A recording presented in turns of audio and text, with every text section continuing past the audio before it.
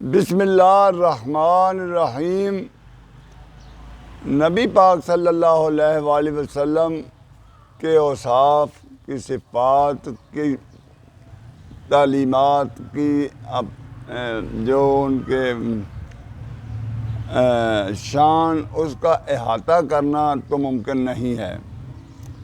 البتہ جو کوشش کرتا ہے، جو کوئی اپنے طور پر صحیح کرتا ہے اور کچھ چیزیں اس کو ملتی ہیں تو وہ بیان کر دیتا ہے، تو جو ہمیں بھی اس حسب توفیق ملی ہیں وہ آہستہ آہستہ ہم آپ کی خدمت میں عرض کر رہے ہیں۔ تو آپ مہربانی کر کے اس کو شروع سے لے کر آخر تک ضرور سنیں۔ سننے کے بعد اس کو لائک کریں، اس کو شیئر کریں، اس کو سبسکرائب کریں۔ تو اسے یہ نبی پاک صلی اللہ علیہ وآلہ وسلم کی باتیں ہیں، ان کے اوصاف ہیں، یہ سننے سے آپ کو ثواب بھی ملے گا۔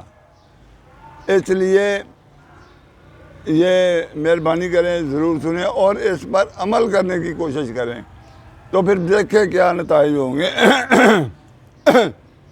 دل نشین انداز ایک نہایت آسان اور دل نشین انداز میں لوگوں کو تعلیم دیتے تھے۔ جو باتیں ضروری اور اہم ہوتی تھیں انہیں آپ 3 مرتبہ دہراتے تھے تاکہ ایک کند ذہن انسان بھی انہیں اچھی طرح سمجھ سکے۔ آپ ہر شخص کو اس کی صلاحیت اور عقل و مزاج کے مطابق تعلیم دیتے تھے، بلکہ آپ معلموں کو بار بار یہ ہدایت فرماتے تھے، تم لوگوں سے ان کی عقل و ذہنیت کے مطابق گفتگو کر لیا کرو۔ اس اصول کے مطابق آپ نہایت آسان زبان میں مختصر گفتگو فرماتے تھے اور غیر متعلقہ باتوں کو درمیان میں نہیں لاتے تھے۔ البتہ سمجھانے کے لیے اگر تمثیلات کی ضرورت ہوتی تو ان سے بھی کام لیتے تھے۔ آپ کی محفل میں اکثر جاہل اور عرب بدو آیا کرتے تھے۔ وہ اکثر آداب محفل کا لحاظ کیے بغیر ناشائستہ طور پر گفتگو کرتے تھے اور بے ڈھنگے سوال کرتے تھے، مگر آپ ان کے سوالات کو نہایت صبر و تحمل اور ٹھنڈے دل سے سنتے تھے۔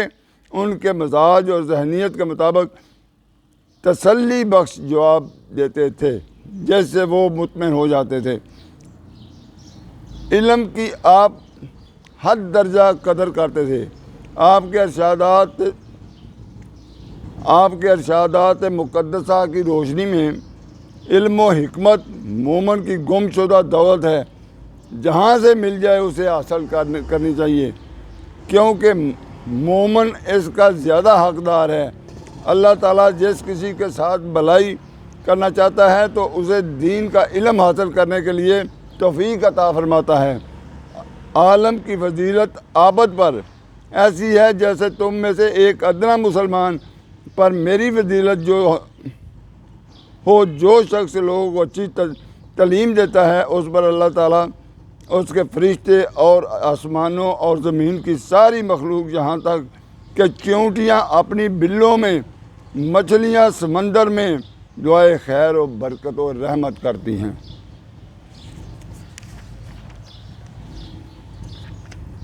الفاظ گن سکتا تمام اکابر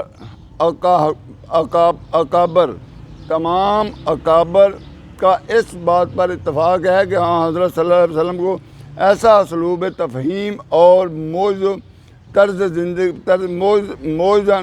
طرز بیان عطا کیا گیا تھا جو کسی معلم و مصلح کو نصیب نہ ہوا۔ ایک دن آپ کے صحابہ نے عرض کیا کہ ہم آپ سے زیادہ فصیح و بلیغ کسی کو نہیں دیکھا۔ آپ نے فرمایا اس میں کیا شک ہے، قرآن تو میری اپنی زبان ہے، میں نازل کیا گیا۔ حضرت نے ایسی فصاحت کی، خود اس طرح تعبیر پیش کی کہ آپ قریش میں پیدا ہوئے اور بنو سعد میں پرورش پائی۔ اس سے مراد یہ تھی کہ آپ کے اندر دیہات کے جرأت آمیز انداز اور شہر کے لطافت بخش آثار موجود تھے۔ آپ کا قریش میں پیدا ہونا اور بنو سعد میں نچن پانا اس پہلو پر روشنی ڈالتا ہے کہ آپ میں عرب کے ہر قبیلہ و گروہ کو اپنے لہجے سے مخاطب کرنے کی قدرت پائی جاتی ہے۔ آپ ایسے دلکش انداز اور شستہ زبان میں کلام فرماتے کہ سننے والا خواہ کسی بھی دور دراز علاقے سے تعلق رکھتا ہو خود بخود آپ کا گرویدہ ہو جاتا تھا۔ حضرت عائشہ فرماتی ہیں نبی اکرم صلی اللہ علیہ وسلم تیز گفتگو نہیں فرماتے تھے، بلکہ آپ رک رک کر صاف اور واضح کلام فرماتے تھے۔ آپ کے قریب بیٹھا ہوا ہر شخص اس کو محفوظ کر لیتا۔ آپ اس طرح گفتگو کرتے تھے کہ اگر کوئی شخص چاہتا تو حضور کے بولے ہوئے الفاظ گن سکتا تھا۔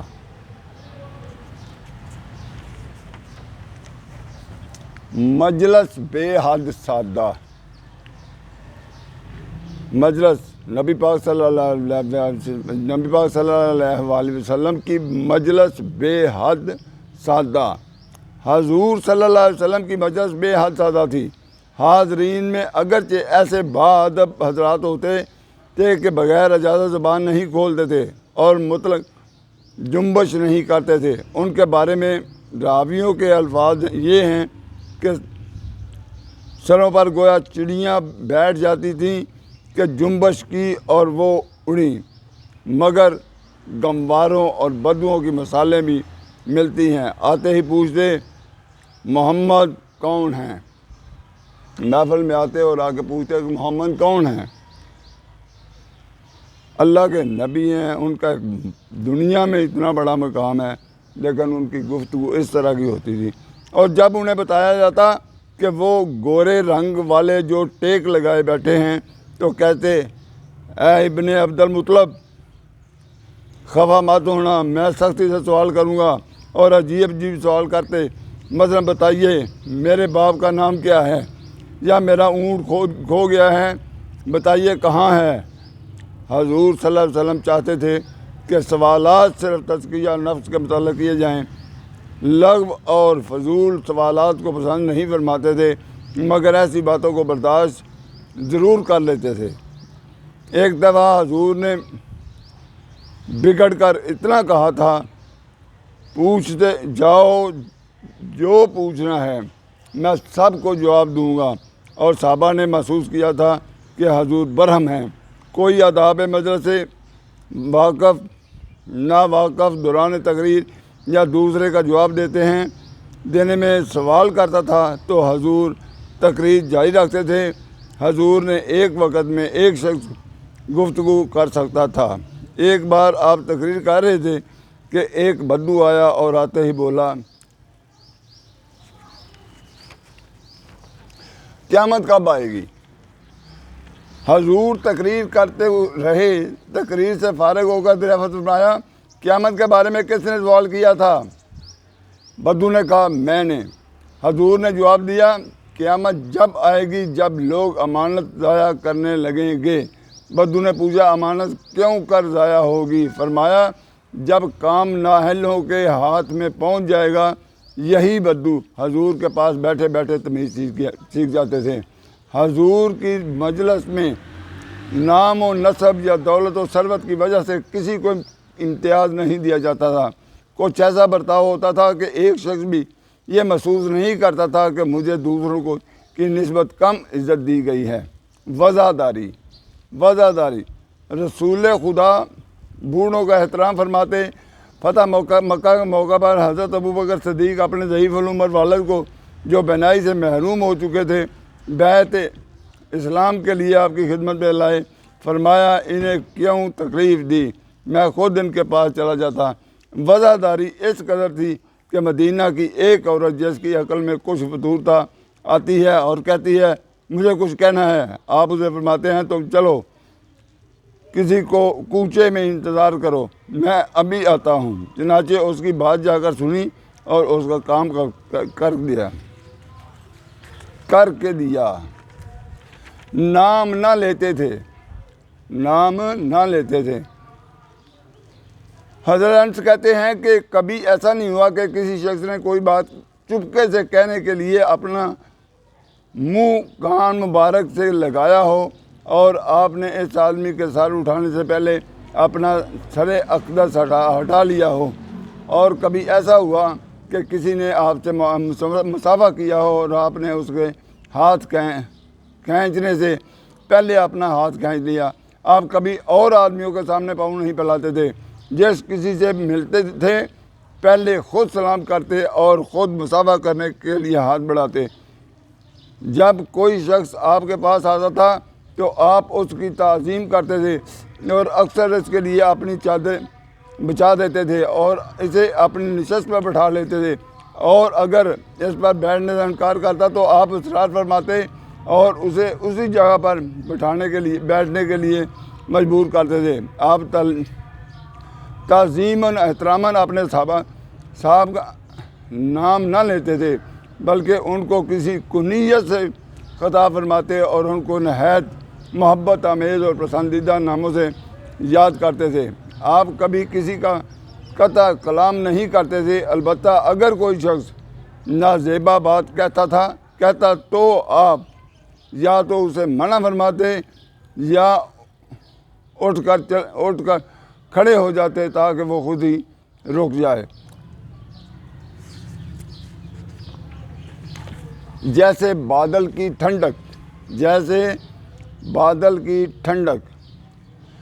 تمکین و وقار ایسا کہ کبھی کہکا نہ مارتے، صرف تبسم فرماتے، اکثر سکوت میں رہتے اور صرف ضرورت کے وقت بات کرتے تھے۔ بات کا آغاز کرتے یا بات ختم کرتے وقت ہی منہ کھولتے تھے۔ آپ کا کلام چھوٹے چھوٹے فکروں پر مشتمل ہوتا تھا جو واضح اور فیصلہ کن اسلوب کا رنگ لیے ہوئے ہوتے تھے۔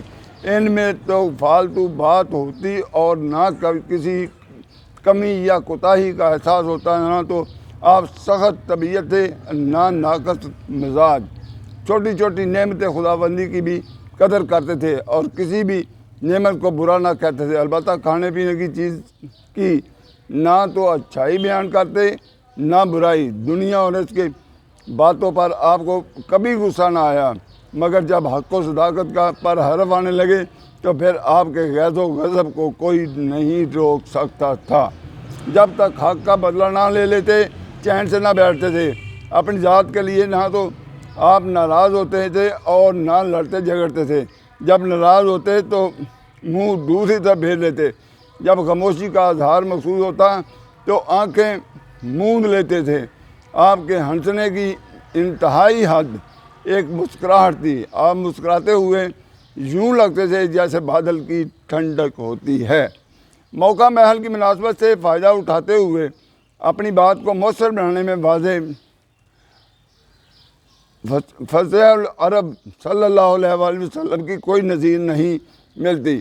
ایک مرتبہ آپ نے عصر کے بعد صحابہ کرام کو دنیا کی ثباتی اور قرب قیامت کے بارے میں واعظ فرمایا۔